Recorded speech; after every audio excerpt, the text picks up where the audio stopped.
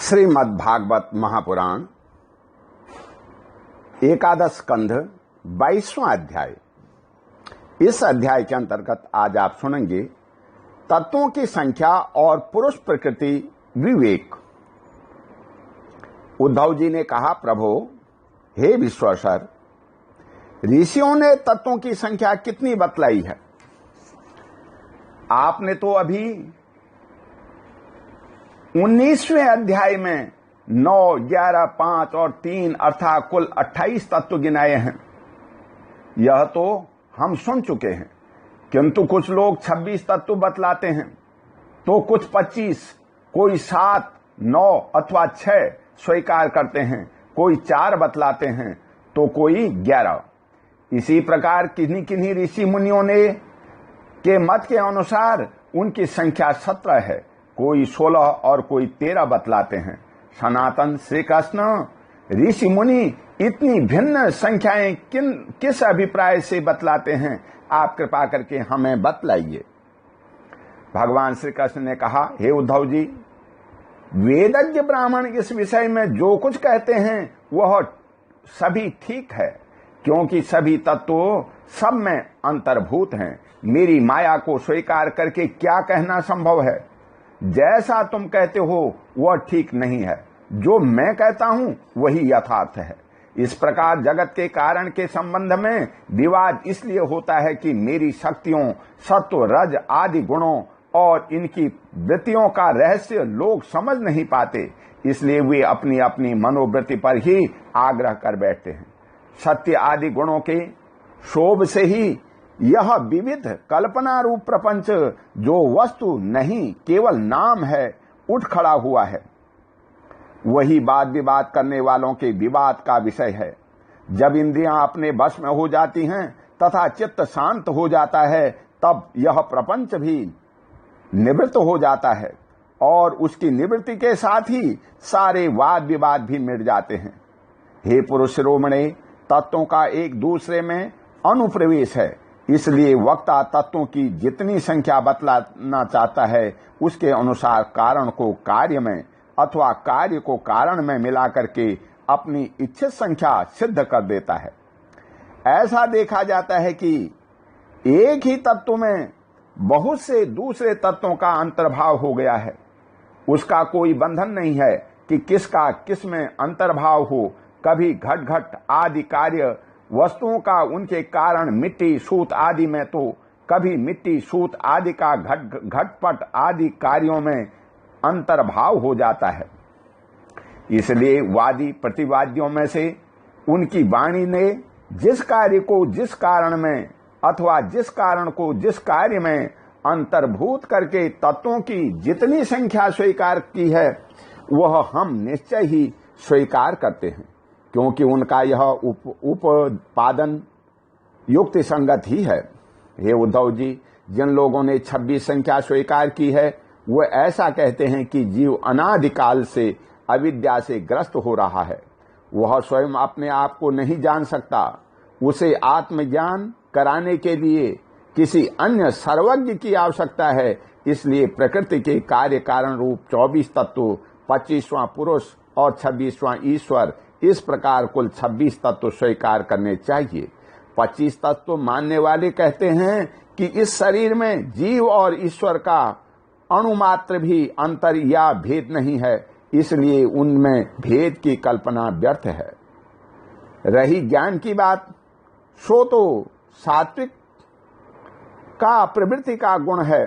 तीनों गुणों की साम्यावस्था ही प्रकृति है, इसलिए सत्व, रज और आदि गुण आत्मा के नहीं प्रकृति के ही हैं। उन्हीं के द्वारा जगत की स्थिति, उत्पत्ति और प्रलय हुआ करते हैं। इसलिए ज्ञान आत्मा का गुण नहीं, प्रकृति का ही गुण सिद्ध होता है।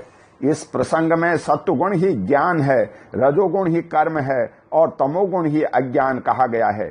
और गुणों में शोभ उत्पन्न करने वाला ईश्वर ही काल है और सूत्र अर्थात महतत्व ही स्वभाव है। इसलिए 25 और 26 तत्वों की दोनों ही संख्या युक्ति संगत है। हे उद्धव जी, यदि तीनों गुणों को प्रकृति से अलग मान लिया जाए जैसा कि उनकी उत्पत्ति और प्रलय को देखते हुए मानना चाहिए। जो तत्वों की संख्या स्वयं ही 28 हो जाती है, उन तीनों के अतिरिक्त 25 ये हैं: पुरुष, प्रकृति, महतत्व, अहंकार, आकाश, वायु, तेज, जल और पृथ्वी। ये 9 तत्व मैं पहले ही गिना चुका हूं।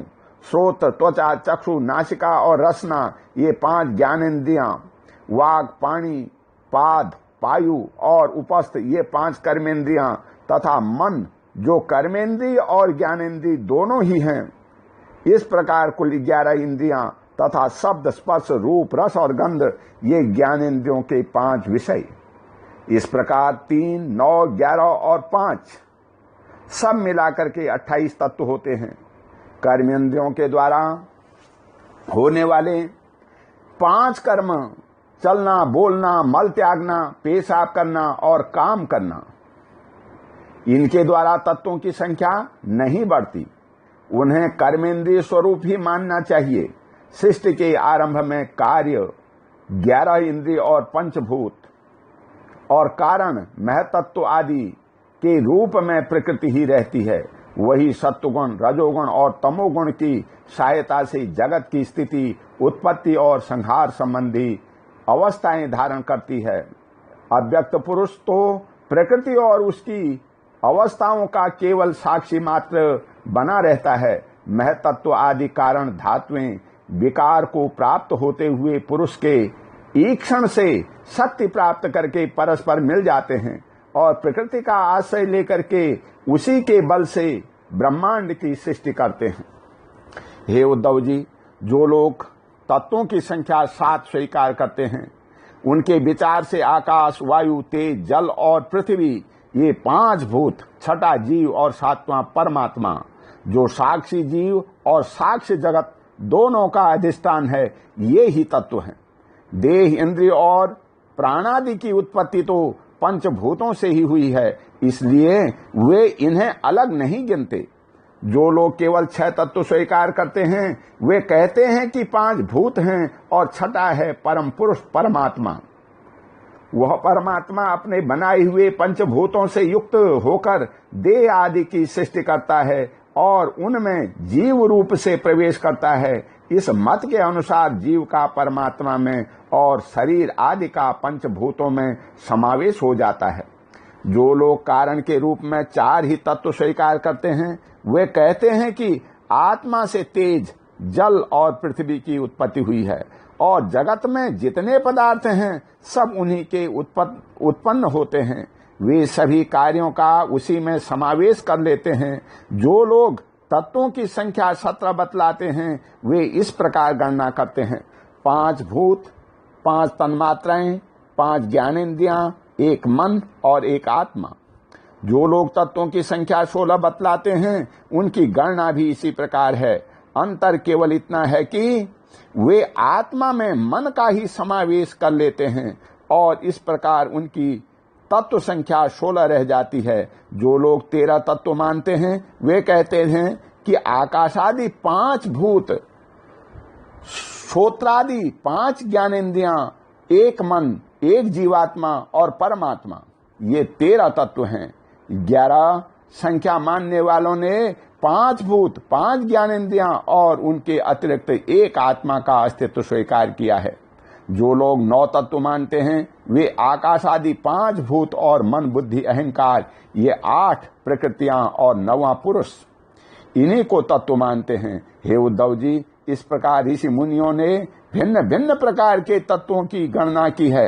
सबका कहना उचित ही है, क्योंकि सबकी संख्या युक्ति युक्त है। जो लोग तत्वज्ञानी हैं, उन्हें किसी भी मत में बुराई नहीं दिखती।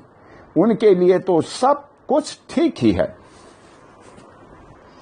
उद्धव जी ने कहा, हे श्याम सुंदर, यद्यपि स्वरूपतः प्रकृति और पुरुष दोनों एक दूसरे से सर्वथा भिन्न हैं, तथापि वे आपस में इतने घुल मिल गए हैं कि साधारणतः उनका भेद नहीं जान पड़ता।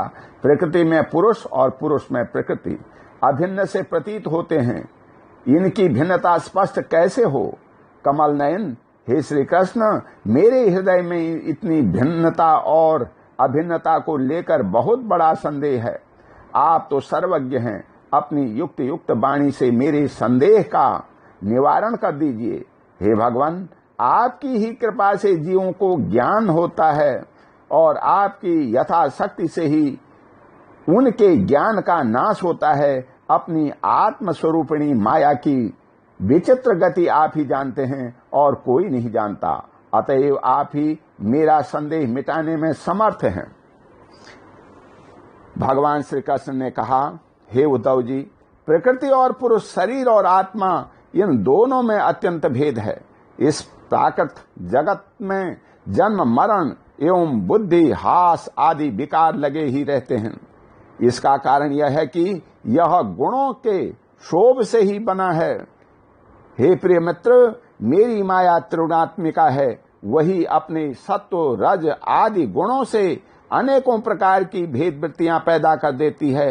यद्यपि इसका विस्तार असीम है, फिर भी इस विषयात्मक विकारात्मक सृष्टि को 3 भागों में बांट सकते हैं। वे 3 भाग हैं, आध्यात्म, आधिदैव और आधिभूत।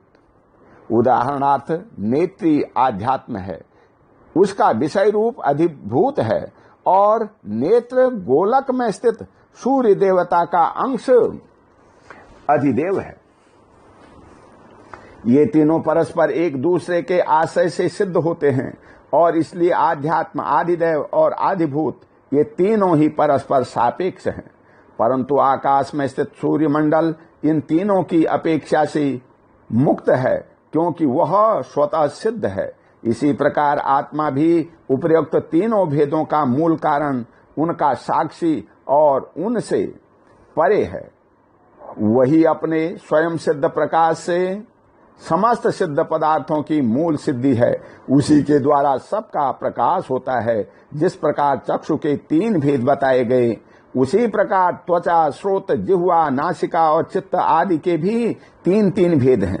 प्रकृति के महतत्व बनता है और महतत्व से अहंकार। इस प्रकार यह अहंकार गुणों के शोभ से उत्पन्न हुआ प्रकृति का ही एक विकार है। अहंकार के 3 भेद हैं, सात्विक, तामस और राजस। यह अहंकार ही अज्ञान और सृष्टि की विविधता का मूल कारण है। आत्मा ज्ञान स्वरूप है, उसका इन पदार्थों से न तो कोई संबंध है और न ही इसमें कोई विवाद की ही बात है। अस्ति नास्ति है नदी। सगुण, निर्गुण, भाव, अभाव, सत्य, मिथ्या आदि रूप से जितने भी वाद विवाद हैं, उनका मूल कारण भेद दृष्टि ही है। इसमें संदेह नहीं कि इस विवाद का कोई प्रयोजन नहीं है, यह सर्वथा व्यर्थ है। तथापि जो लोग मुझसे अपने वास्तविक स्वरूप से विमुख हैं, वे इस विवाद से मुक्त नहीं हो सकते। उद्धव जी ने पूछा, हे भगवान, आपसे विमुख जीव अपने किए हुए पाप पुण्यों के फल रूप ऊंची नीची योनियों में जाते आते रहते हैं। अब प्रश्न यह है कि व्यापक आत्मा का एक शरीर से दूसरे शरीर में जाना, अकर्ता का कर्म करना और नित्य वस्तु का जन्म मरण कैसे संभव है? हे गोविंद, जो लोग आत्मज्ञान से रहित हैं, वे तो इस विषय को ठीक ठीक सोच भी नहीं सकते और इस विषय के विद्वान संसार में प्रायः मिलते नहीं, क्योंकि सभी लोग आपकी माया की भूल भुलैया में पड़े हुए हैं। इसलिए आप ही कृपा करके मुझे इसका रहस्य समझाइए। भगवान श्री कृष्ण ने कहा, प्रिय उद्धव, मनुष्यों का मन कर्म संस्कारों का पुंज है। उन संस्कारों के अनुसार भोग प्राप्ति करने के लिए उसके साथ 5 इंद्रियां भी लगी हुई हैं। इसी का नाम है लिंग शरीर। वही कर्मों के अनुसार एक शरीर से दूसरे शरीर में, एक लोक से दूसरे लोक में आता जाता रहता है। आत्मा इस लिंग शरीर से सर्वथा पृथक है, उसका आना जाना नहीं होता, परंतु जब वह अपने को लिंग शरीर ही समझ बैठता है, उसी से अहंकार कर लेता है, तब उसे भी अपना आना जाना प्रतीत होने लगता है। मन कर्मों के अधीन है, वह देखे हुए या सुने हुए विषयों का चिंतन करने लगता है और क्षण भर में ही उनमें तदाकार हो जाता है तथा उन्हीं पूर्व चिंतित विषयों में लीन हो जाता है।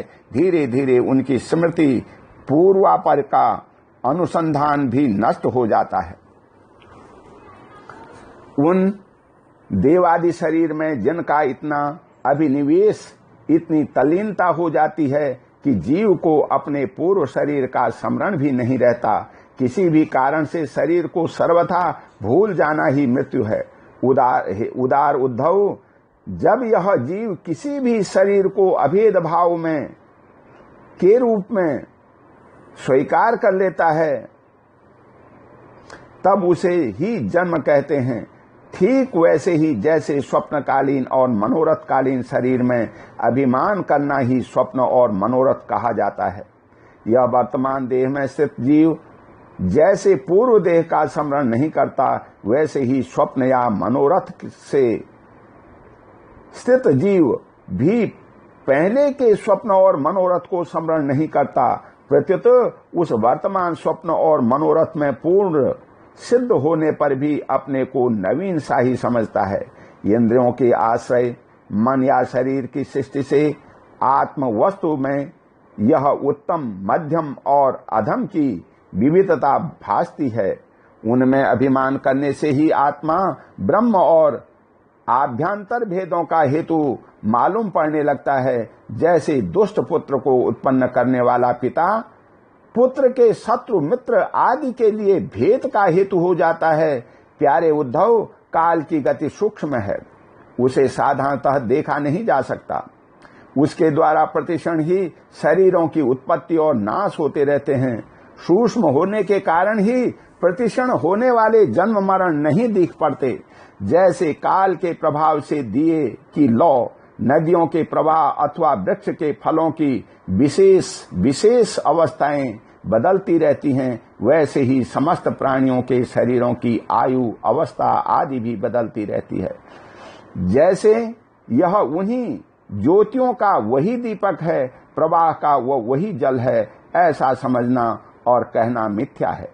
वैसे ही विषय चिंतन में व्यर्थ आयु बिताने वाले विवेकी अविवेकी पुरुषों का ऐसा कहना और समझना कि यह वही पुरुष है, सर्वथा मिथ्या है। यद्यपि वह भ्रांत पुरुष भी अपने कर्मों के बीज द्वारा न पैदा होता है और न तो मरता ही है, वह भी अजन्मा और अमर ही है, फिर भी भ्रांति से वह उत्पन्न होता है और मरता सा भी है। जैसे कि काष्ठ से युक्त अग्नि पैदा होता और नष्ट होता दिखाई पड़ता है। हे उद्धव जी, गर्भाधान, गर्भवृद्धि, जन्म, बाल्यावस्था, कुमारावस्था, जवानी, अधेड़ अवस्था, बुढ़ापा और मृत्यु, ये 9 अवस्थाएं शरीर की ही हैं।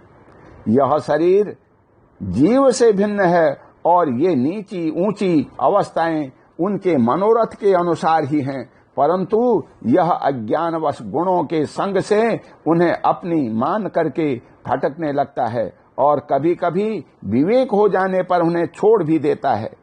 पिता को पुत्र के जन्म से और पुत्र को पिता की मृत्यु से अपने अपने जन्म मरण का अनुमान कर लेना चाहिए। जन्म मृत्यु से युक्त देहों का दृष्टा जन्म और मृत्यु से युक्त शरीर नहीं है।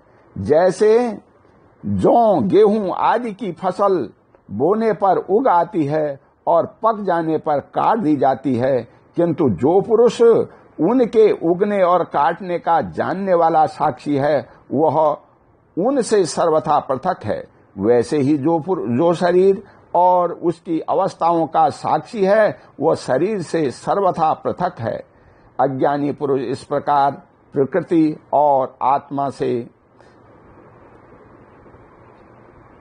और शरीर से आत्मा का विवेचन नहीं करते। वे उनसे तत्वतः अलग अनुभव नहीं करते और विषय भोग में सच्चा सुख मानने लगते हैं तथा उसी में मोहित हो जाते हैं। इसी से उन्हें जन्म मृत्यु रूप संसार में भटकना पड़ता है।